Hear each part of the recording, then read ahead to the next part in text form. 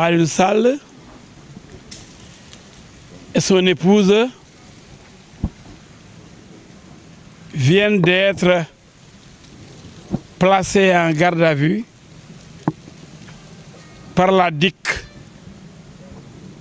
sur instruction du président du collège des juges d'instruction du pôle judiciaire financier pour blanchiment de capitaux. Sur plainte de la CENTIF. Oui, si ce n'est pas toi, c'est donc ton frère. Le loup et l'agneau. La raison du plus fort est toujours la meilleure. Faute d'avoir mis la main sur le président Macky Sall, aujourd'hui, on s'acharne sur son frère, son jeune frère qui n'a rien fait. Et devant les enquêteurs de la DIC, aujourd'hui, M. Aliou Sall a montré qu'il a créé une société immobilière avec son épouse qui détient 1% du capital. Lui, Aliou Sall, détenant 99%. M. Sall a désigné son épouse comme gérante de la société. Parce qu'il n'a pas suffisamment de temps à consacrer à l'administration quotidienne de la société. La gérante aussi, son épouse, lui a fait une procuration qui lui permet de négocier, de discuter avec les partenaires de la société. En tant qu'homme d'affaires rompu à la tâche. Après l'enquête, tout est zen, clair, net, précis. M.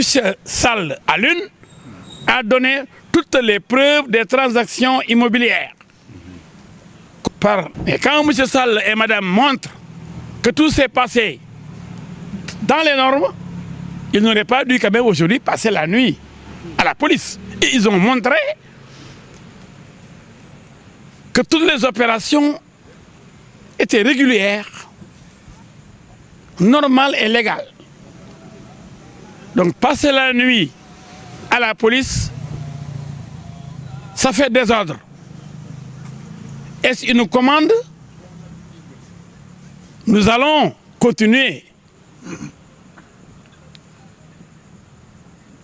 à faire face. Nous allons mener le combat.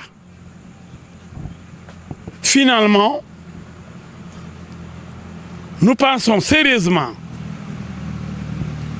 que M. le Président du Collège des juges d'instruction demain rendra la liberté à M. Sall et à son épouse. Parce qu'il n'y a rien même pour fouetter un chat. Mais il faut qu'on arrête de s'amuser avec la liberté des gens. Ce pays est une démocratie consacrée, une démocratie respectée, la vitrine de la démocratie en Afrique. Mais elle est en train de craqueler, cette démocratie. Il faudrait bien qu'on fasse attention. On ne s'amuse pas avec la liberté. On dit très souvent chez nous qu'on préfère laisser partir des délinquants que d'arrêter des innocents. Monsieur Sall a fait l'objet d'attaques sur le pétrole. Les gens ont pensé que c'était l'affaire Petrotim. Cela a alimenté les débats toute la journée. C'est faux, c'est de la manipulation. Parce que des gens ont menti sur le compte de M. Sall. On l'a présenté comme un escroc qui aurait pris de chaque Sénégalais. Aujourd'hui, ce mensonge grotesque s'est effacé. On a voulu le ramener pour lui donner un crédit, ce mensonge, en disant que oui, c'est l'affaire pétrole, ça sent le gaz, ça sent le pétrole. Faux! Archi faux! On n'a pas parlé une seule seconde pétrole ou gaz. Quiconque le dit est un menteur. Et pourtant, une certaine presse manipulée a parlé toute la journée de pétrole, de Petro-Tim, de détournement. Regardez-moi cette association de malfaiteurs dans la presse. Une association de menteurs, donc de malfaiteurs. Une grande association de malfaiteurs dans la presse. Une association qui vise justement le discrédit d'honnêtes citoyens. Ce n'est pas normal. Je vous le dis très sincèrement et honnêtement. Tout le monde est à l'aise, y compris même les policiers enquêteurs. Rien ne peut être reproché au couple Sall, Alioune Sall et son épouse. Ça, c'est moi qui vous le dis. dama ni tey fii la ñu yendu dik ci ay waxu caaxaan ndax CNTF nee na CNTF moo ñoo ñu xool di espionné di xool lu xew ci compte bancaire lu fa dugg ak lu fa génnul di ko lëmbëj na gis ay millions yu bëri dugg ci compte société bi nga xam ni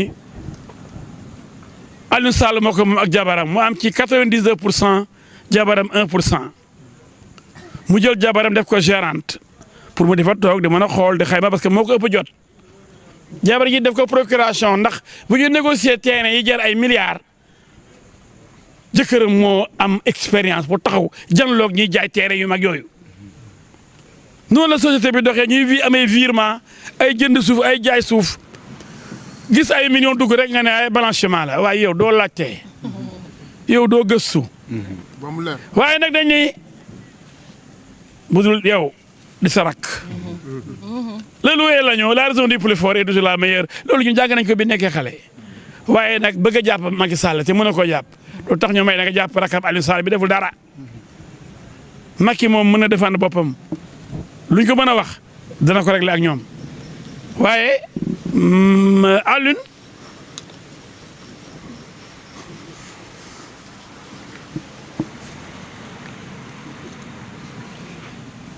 waaye Alioune moom dafa nekk nitu jàmm xeexul dóorul bëreewul sàccul dugul ci yoonam nekkul bañ na ko ba nekkul ministre ba magam pare ci nguur gi ba ñu wax affaire ay Petro-Tim ay pétrole di ko sosal di ko fenal di yàq dërëm dafa démissionné ne leen jël leen seen yëf dama leen wax ne man tiituma suma mag moom ko joxoon tax ngeen di bëgg a dee ndax bëgg leen ku jege président am dara président moom waaw ku jàng ba dee am situation am xam-xam waaw boo bokkee moom daal waraloo am benn poste waaye mu ne jël leen rek président yaay sama mag jëlal joxal ñeneen dem wuti liggéeyam investir ci suuf si ubbi société immobilière am di liggéeyam waaw moom warul am dara moom bu ñu biiree ay millions ci compte am rek ñu ne tey ñu dee te moom moo ko jënd moo ko liggéey. soxor ma ne Sénégal gi dañ ko xoolaat bu baax.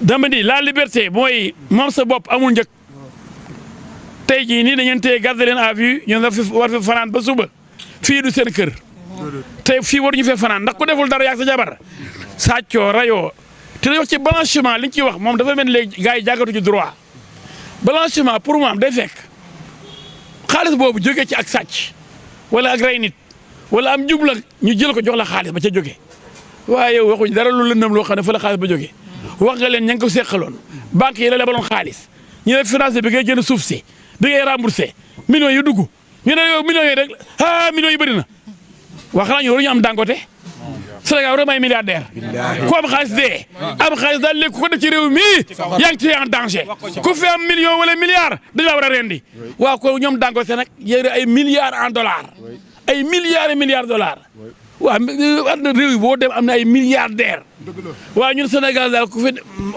d'ailleurs Aliou moom du milliardaire kon na milliard jaaru fa waaye millions yi ay 100 millions 200 yooyu rek jë tey ñu dee tey bu jël 600 millions bu négocier banque bi lebal ko bu jënd ko foo xaalis bi jógee mu ne banque bee ba ko lebal dem leen ci banque ba ñu ngi da ngay faran fii tey nañ oo banque bi am nañ preuve yaa ngi fi document yaa ngi fi maa ne lu ne fang kenn du ko jeex. lu ne fang kenn du ko jeex yàgg daa koo wax yow bi da nga fay droit d'auteur ah lu ne fang kenn du ko jeex kay dañuy kay suba ba léegi pare nañ depuis 3 heures. dëgg la ba ñu jëlee tisbaar fekk pare nañ. waaye ñuy nekk nag ña ca kaw lu ñuy wax. ndax policiers yi ñoom vraiment amuñ ñoom du ñoon décidé. police moom dañuy def leen jàppale ñu jàpp.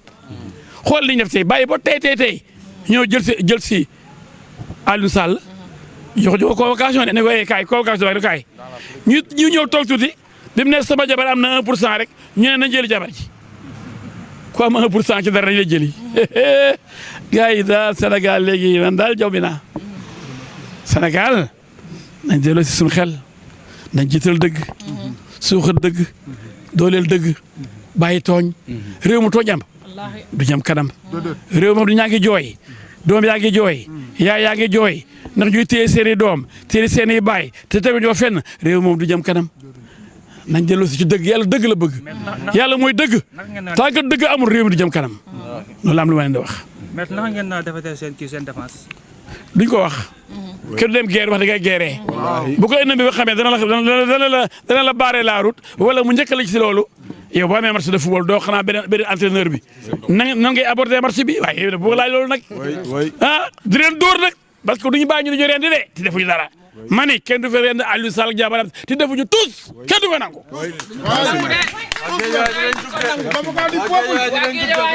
ndax nee naa leen ndax nee naa leen le maire Aliou Sall ndaanaan la garmi la bete la gis nga suñ ko joxoon convocation moom du daw xamul daw donnul daw musta fekke fu ñuy dawee buñ ko andiloon convocation dina solu ba jekk ñëw toog déglu leen tontu li mu war a tontu waaye li ma ni yàlla suñu borom moom moo am pexe doomu aadama amul pexe te yàlla rek moo fi nekk te lépp lu munti am ci réew mi kalaame nañ leen yàlla suñu borom yal na yàlla suñu borom saafara lépp ci barke Seydina Mohamed waaye Aliou Sall ku ne xam na ni créé na fi ay emploi jàppale na fi ay jeunes jàppale na waa Géejawaay dimbali ni waa Géejawaay ñaq tedd rek la xam ndax nee naa leen magam le président Macky Sall bi mu fi nekkee ñi musul jege nguur bëggul jege nguur président Macky Sall boo waxee mu ne ko Aliou sori ma lii la xamoon tey lii la gisoon tey ndax nag moom lu mu am da koo ñaq liggéey ko créé ay emploi am ay diplôme di doomu réew mi dëkk ci réew mi tekk ci réew mi di liggéey ci réew mi ñu ni ko fi doo ko fi liggéeyee waaye yàlla suñu borom moo ko ëpp doole bàyyi nañ lépp ci loxo yàlla. salaamaaleykum ñu ngi leen nuyu yéen ñëpp lenn moom dinañ ko wax ci kaw ñëpp dégg ko la ñu def Lat Diop téye ko injustement 1 an ci kaso bi 1 an téye ko ci kaso bi waa Géejawaay tey dinañ jàkkaarloog ñëpp bañ ne ko ba teg suñu bakken ci table bi avec Aliou Sall toute Guédiawaye sera mobilisée du ñu may dara nguuru Diomaye ak Sonko lii du justice du dara c'est juste de l'acharnement lii acharnement képp dong la du leneen lool Amady Abdoulaye Ndiaye cogère Guédiawaye du nañu jàkkaarloog nguur gi ci nii wala ci ne lu ñu Lat Diop nag tey ko ci kaw dinañ xam ne Lat Diop ak Aliou Sall c'est diamétralement opposé parce que Aliou Sall a créé beaucoup de jeunes à Guédiawaye dinañ jàkkaarloo ñoom faire face dinañ ko bàyyi par la force acharnement bu fekkee li Macky Sall dugal démb moo tax nguur gi di pët di tiit mel ni ku ñu ko jaxal ne leen leer ne bu dee acharnement bi ñu def ci Aliou Sall nañu préparé ibbi kaso yëpp ñun ñëpp lañu tëj ci kaso bi incha allah.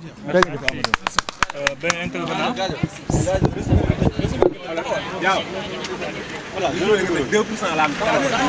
voilà kon ñoo ko dëggandoo. nga xamante ne moo di Aliou Sall donc moom ak jabaram.